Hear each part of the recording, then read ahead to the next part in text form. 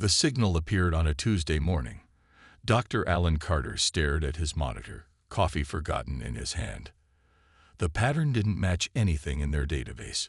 It pulsed with mathematical precision, too ordered to be natural.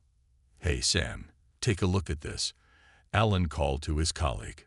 Sam Weber rolled his chair across the observatory's main floor. "What have you got?" "Something weird. Started about 20 minutes ago. The sequence repeats, but with variations." Sam's eyes widened. "Have you run it through the decoder?" "Not yet." Ellen typed rapidly, transferring the signal data to their analysis program. Both scientists watched in silence as the computer processed the information. The screen flickered, then displayed, "Greetings from the Galactic Empire. We coming in PCs to assess your world for integration." Sam laughed nervously. "Someone's playing a prank." Alan shook his head. "This came from beyond Neptune's orbit. Nobody has tech that broadcasts from there." They stared at each other as the implications sank in.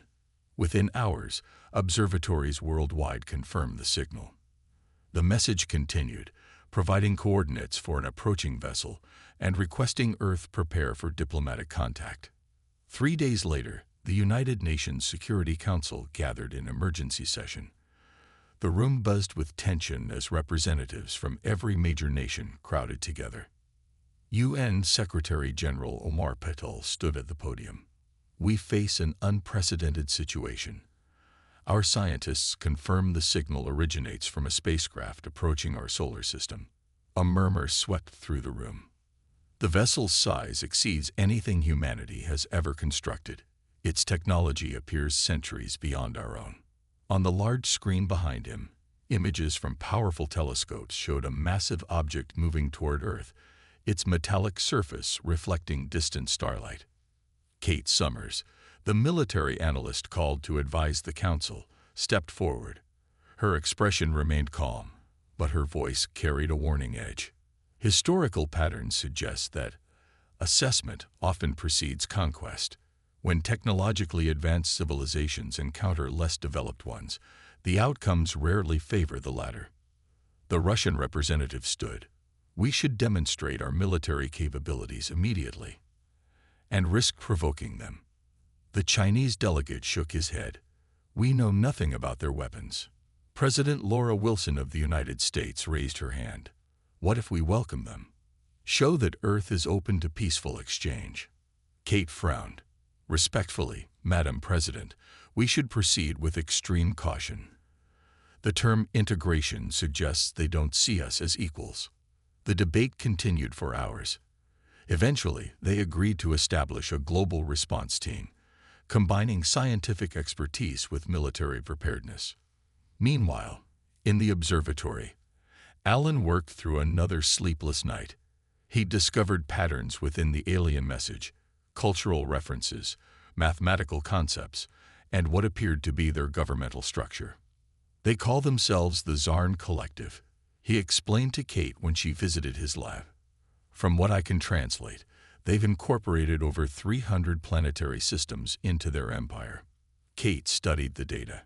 Any mention of planets refusing integration? Alan shook his head. "Nothing. But there are references to resource extraction and population management that sound concerning." "How long until they reach Earth?" 2 weeks, maybe less." Kate's phone buzzed. "The Defense Council wants updates." She headed for the door, then paused. "Keep digging, Alan. We need every advantage we can get." That night, as Alan finally drove home, the sky seemed different. The same stars shone down, but now he wondered which one had sent visitors, and whether they truly came in peace. In homes across the globe, people watched the news with growing unease. Some packed supplies and fled to remote areas. Others held improvised parties, celebrating what might be humanity's last days of independence. No one knew what the Empire wanted, but Earth was about to find out. The Imperial ship arrived 14 days after the first message. It emerged from behind the moon, a massive vessel that dwarfed anything humans had built. Shaped like a curved arrowhead, its surface gleamed with an iridescent material that seemed to change color as it moved. Earth's telescopes captured images that spread across every news channel worldwide. Military bases went on high alert. Fighter jets scrambled, though everyone knew they would be useless against such advanced technology. People gathered in streets, parks, and rooftops, staring upward at the visitor that had traveled across stars to find them. It's positioned itself in lunar orbit, reported Sam, tracking the vessel on their observatory systems. Stable position. No aggressive movements. Alan nodded, his eyes fixed on the data stream. They're broadcasting again. The new message was clearer than before. We request Earth's representatives meet our delegation. We will send an ambassador to your United Nations in 24 hours. The announcement triggered frantic preparations. Security teams swept the UN building repeatedly. Scientists assembled instruments to monitor the alien visitor. World leaders argued about who should speak for humanity. When the time came, a small shuttle detached from the mothership. It descended through Earth's atmosphere with impossible grace, landing precisely on the UN Plaza in New York. A hush fell over the watching crowd as a door slid open. Ambassador Zurak stepped onto Earth's soil. He looked almost human, except for his violet eyes and the slight blue tint to his skin. He stood nearly 7 feet tall, dressed in flowing robes that shifted colors like the surface of his ship. "I bring greetings from the Galactic Empire," he announced, his voice perfectly translated through a small device at his throat. "We are pleased to find intelligent life on this world." Inside the hastily arranged meeting chamber, representatives from 30 countries waited. President Wilson stood to greet the visitor. "Welcome to Earth, Ambassador. We are curious about your intentions." Zurak smiled, showing teeth too white and too even. "The Empire brings prosperity to primitive worlds. We offer you advancement, technology, medical knowledge that will end disease, energy systems that will eliminate your pollution. And what do you ask in return?" Kate Summers questioned from her position beside the president. "Very little. Some of your natural resources, compliance with imperial regulations, a modest tribute annually." Zurak spread his hands. "In exchange, you become part of the greatest civilization in the galaxy." General Eric Daniels leaned forward. "And if we prefer to remain independent?" Something flickered across Zurak's face. Surprise, perhaps, or amusement. "Independence is an illusion. Small worlds always serve greater powers. Better to serve willingly and receive benefits than to resist and be subjugated anyway." The threat beneath his words wasn't subtle. "We need time to consider," President Wilson said carefully. "Of course." Zurak nodded. "The Empire is generous. You have 30 of your days to accept our offer of protection." "And if we decline?" Kate asked. "Then we begin forced integration." Zurak's voice remained pleasant. "It is less comfortable, but equally effective. We have never failed to incorporate a world into our empire." After Zurak departed, the room erupted into argument. "We can't possibly fight them. We can't surrender Earth without a fight." President Wilson called for order. When the room quieted, she spoke firmly. "I believe I know Earth's answer, but we need consensus. We should vote." The ballots were collected. The result was nearly unanimous. 3 hours later, President Wilson delivered Earth's response to Ambassador Zurak, who had returned to his shuttle. "The nations of Earth have considered your generous offer," she said formally. "We respectfully decline." Zurak's violet eyes narrowed. "You misunderstand. This is not a negotiation. Neither is it a surrender," Wilson replied. "Earth chooses its own path." "You have 30 days, Zurak said coldly. "Then we take what we want anyway." As his shuttle rose back toward the massive ship above, Earth's leaders began planning their resistance. The 30-day countdown began with a world changed overnight. Nations that had been enemies for generations suddenly found common purpose. Military leaders who once planned against each other now shared strategies around the same table. Earth was uniting, not through peace, but through the shadow of invasion. General Eric Daniels stood in the underground command center built beneath the Rocky Mountains. Screens covered the walls, showing military bases from every continent. "We can't match their technology," he told the assembled officers. "So we won't try. We'll fight differently." Maps appeared on the main screen, showing key locations around the globe. "The Empire expects us to either surrender or attempt direct confrontation. We'll do neither."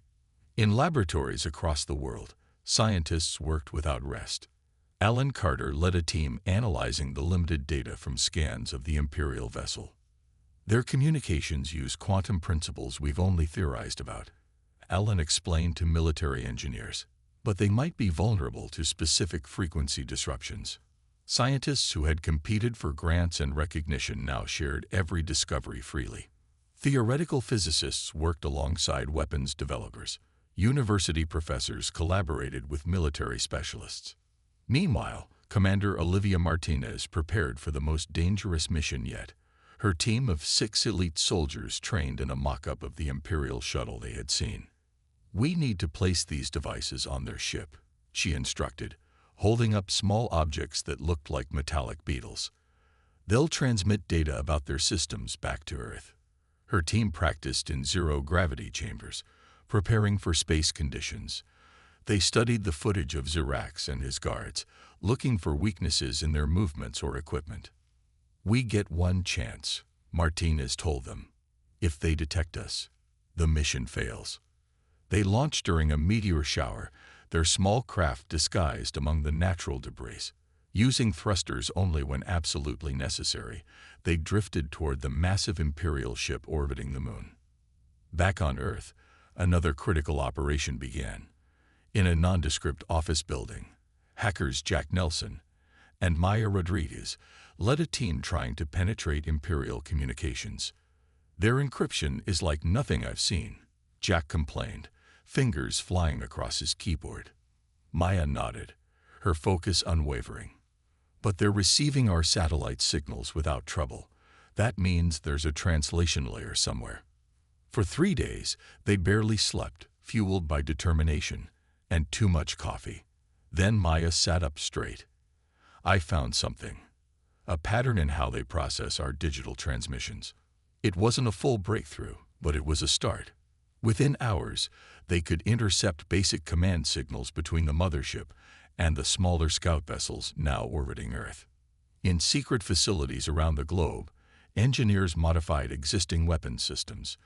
They couldn't match Imperial technology, but they could adapt what they had learned. "The electromagnetic pulse generator is ready," reported Dr. Susan Clark, leading the London team. "If their shields work like we think, this might temporarily disable their smaller ships." President Wilson received daily briefings in a bunker beneath Washington, D.C. Each report brought mixed news, small advances alongside reminders of how outmatched Earth remained. "We've distributed defense plans to every nation," General Daniels told her. "If they attack one region, they'll face resistance everywhere." Kate Summers added, "Our strategy isn't to win in conventional terms. It's to make domination too costly for them." 20 days into the countdown, Commander Martinez's team returned with success. The monitoring devices were in place, transmitting valuable data about Imperial technology. "They have weaknesses," Martinez reported. "Their ship systems are optimized for deep space, not planetary defense." As the deadline approached, Earth appeared calm on the surface. Imperial scouts observed cities functioning normally. They saw no massive weapons being built, no fleets assembling. What they couldn't see was the network forming beneath the surface, a global resistance preparing not for a single battle, but for a sustained campaign to make Earth too troublesome to conquer. The Empire expected submission. Earth was preparing to teach them the meaning of defiance. Small Imperial ships descended through Earth's atmosphere 5 days before the deadline. They resembled silver teardrops, moving silently across the sky. People watched as they flew over major cities, farmlands, and industrial areas.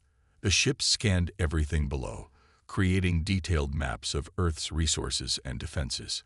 Military bases tracked the visitors but made no hostile moves. Fighter jets followed at a safe distance but never approached. On the surface, Earth appeared to be passively accepting the inevitable. "They're mapping everything," Kate reported during the daily security briefing. "Water sources, power plants, military installations." General Daniels nodded. "Let them look. Meanwhile, our tracking systems are recording their flight patterns and scanning methods." Each Imperial ship followed predictable routes, methodically covering territory sector by sector. This regularity became their weakness, as Earth's defense teams could predict where they would appear next. In his laboratory, Dr. Daniel Phillips studied biological samples recovered from the Imperial shuttle landing site.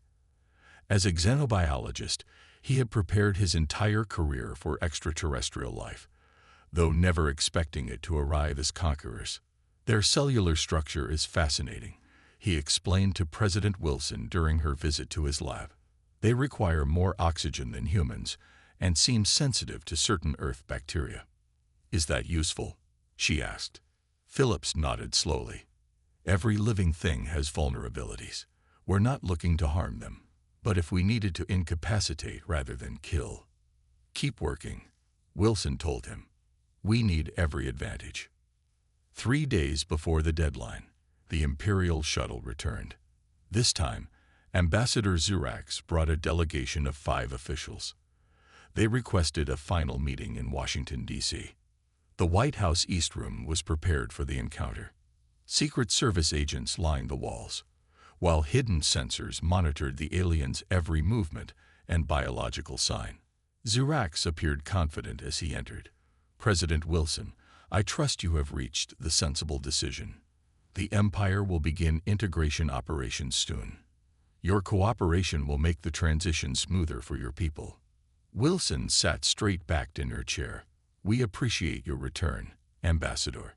We have many questions about how this integration would proceed." For the next 2 hours, Imperial officials described their plans. They would establish headquarters in 12 major cities. Earth's governments would remain as figurehead administrations. Resources would be harvested according to Imperial quotas. Some humans would be selected for off-world assignments.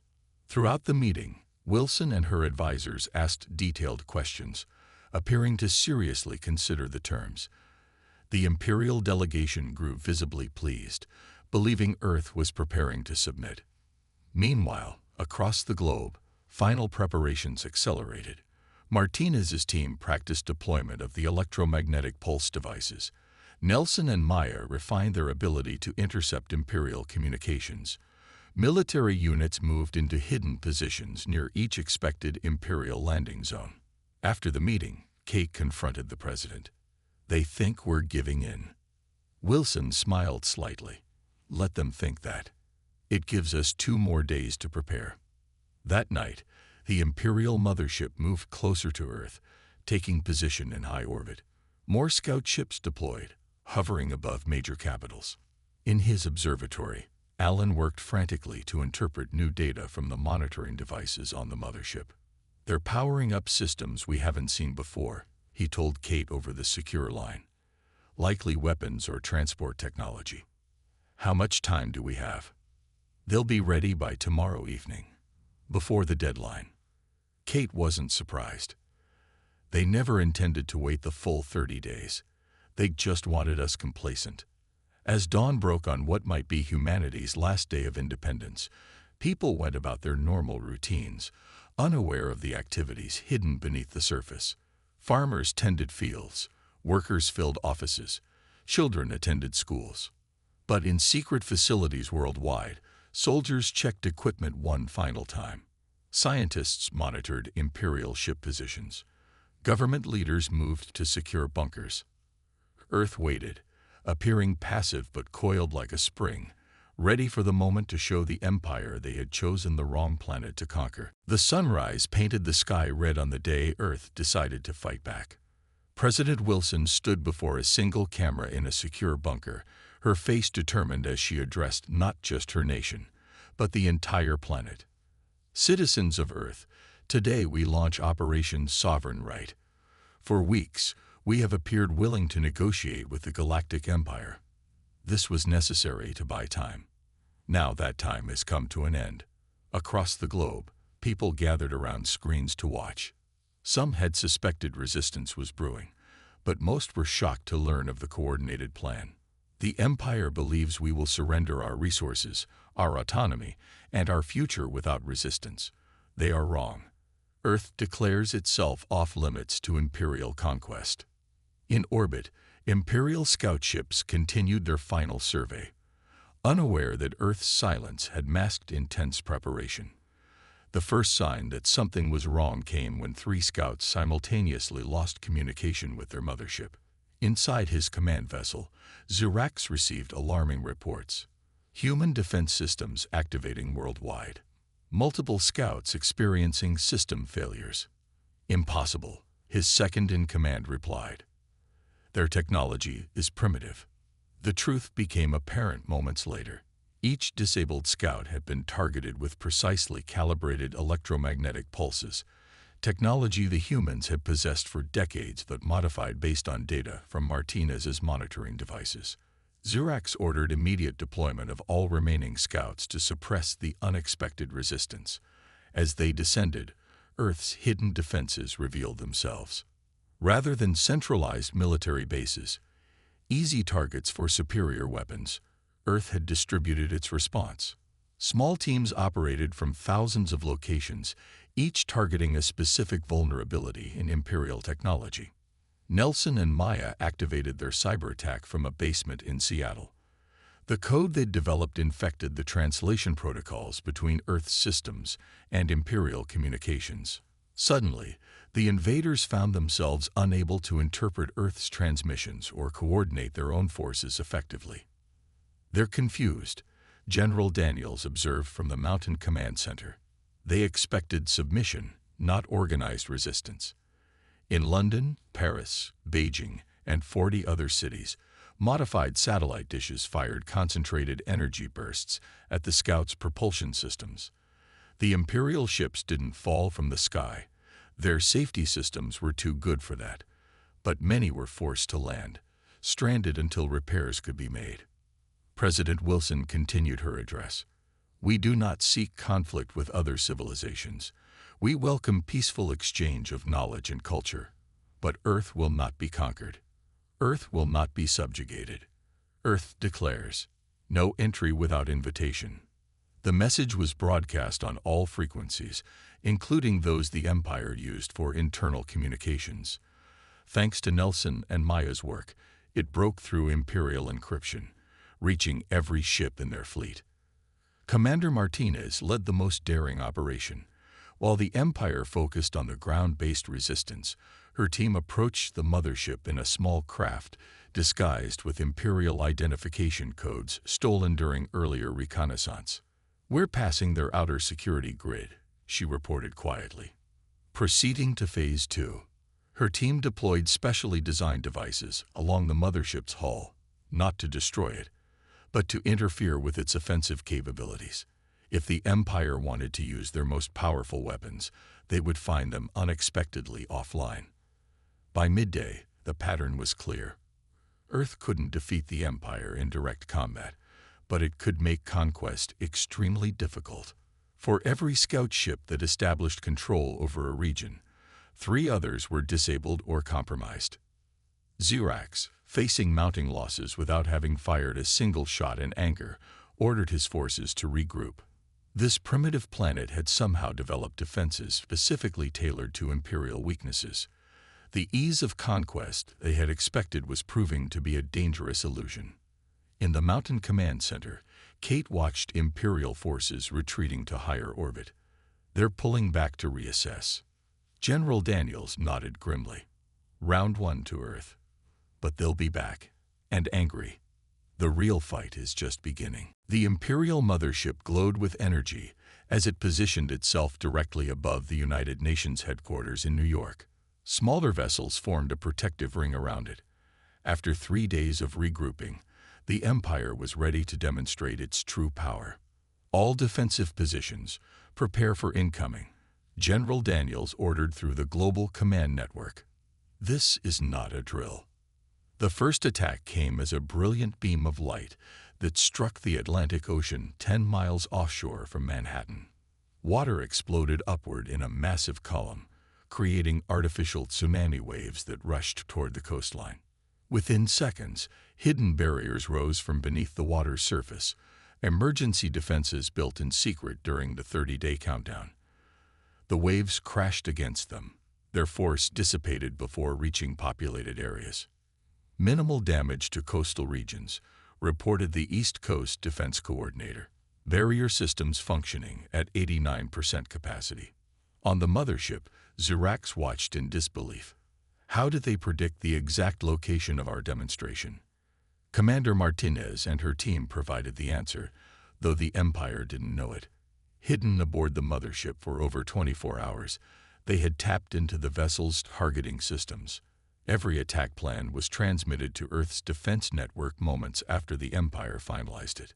They're targeting power infrastructure next, Martines whispered into her communication device. Coordinates transmitting now. Across North America, power stations went dark seconds before Imperial weapons struck them. Backup systems, shielded against electromagnetic interference, activated immediately. Critical infrastructure remained operational while appearing destroyed to Imperial scans. The Empire launched a full assault, targeting military bases, communication centers, and government facilities worldwide. To their surprise, many shots landed on empty buildings, decoys constructed to draw fire while the real operations continued from hidden locations. In their Seattle basement, Jack Nelson and Maya Rodriguez fought their own battle. Imperial systems had adapted to their initial cyber attack, forcing them to create new infiltration methods on the fly. "They're locking us out," Jack said, fingers flying across his keyboard. Maya nodded grimly. "Then we changed tactics." She activated a program they designed as a last resort, a virus that would sacrifice their access to Imperial systems, but would also corrupt the Empire's targeting databases. Suddenly, Imperial weapons began firing at incorrect coordinates. Some shots went wide, striking unpopulated areas. Others hit the Empire's own scout ships. "What is happening?" Xerax demanded as reports of friendly fire poured in. His technology officer struggled to explain. "Something is corrupting our targeting systems. These humans, they've somehow invaded our network." On Earth, the Resistance continued its asymmetric approach. Rather than attempting to shoot down Imperial vessels, they focused on disabling their ability to function effectively. Jamming devices interrupted communications. Modified weather control systems created localized storm conditions that interfered with Imperial sensors. 6 hours into the attack, the Empire had caused significant damage to infrastructure, but had failed to break Earth's will to resist. More importantly, they hadn't located the actual command centers coordinating the defense. Inside the mothership, Martinez's team reached the central propulsion control room. Their mission wasn't to destroy the ship, that would be impossible with their limited weapons, but to plant devices that would give Earth control over when and how the ship could move. "Charges set," Martinez confirmed. "If they try to reposition for a better attack angle, we can prevent it." As she spoke, Imperial security forces finally detected the intruders. Alarms blared throughout the ship. "We've been compromised," Martinez told Earth Command. Executing emergency extraction. Her team fought their way to an escape pod, facing Imperial guards armed with energy weapons. 2 team members fell during the retreat, but Martinez and 3 others reached the pod and ejected from the mothership. As they descended toward Earth, they watched the mothership attempt to move to a new position, only to find its engines responding erratically.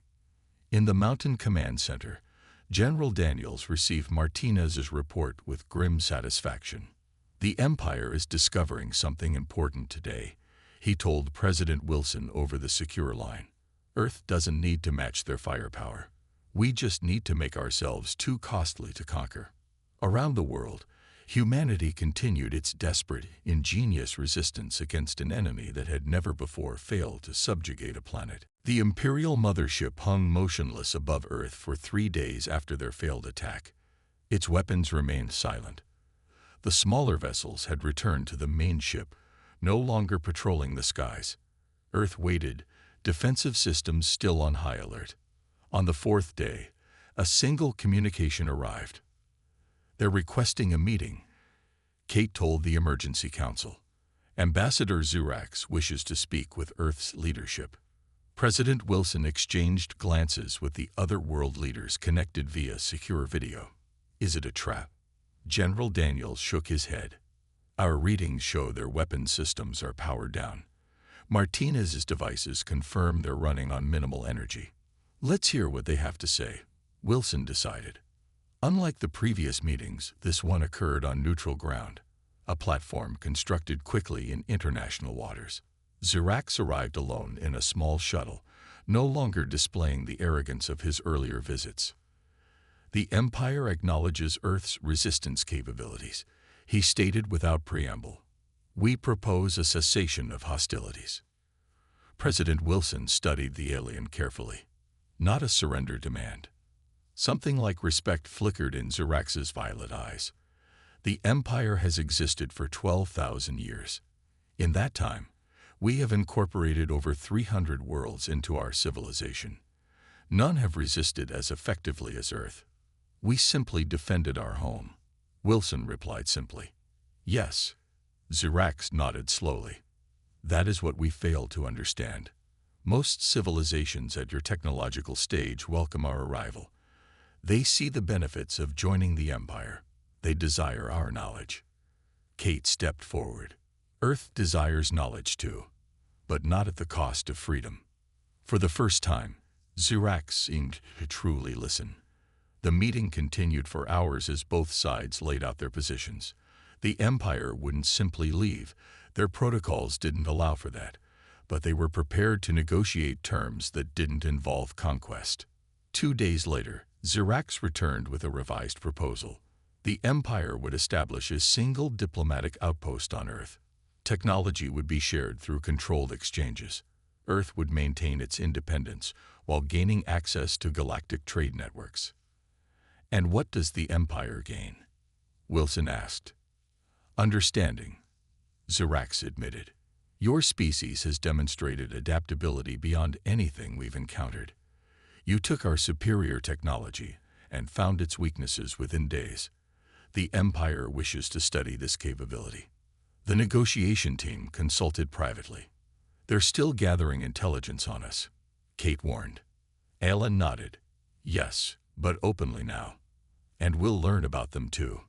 The final agreement established Earth as an independent entity with diplomatic relations to the Empire rather than a subject world. Imperial ships could visit by invitation only. The phrase, "no entry without invitation," became Earth's official galactic policy. 1 month later, Alan and Kate stood on the roof of the observatory, watching the new stars in the night sky. Ships from other worlds coming to meet the planet that had defied the Empire. "I never imagined we'd become famous in the galaxy for saying no," Alan said with a smile. Kate laughed softly. "It wasn't just saying no.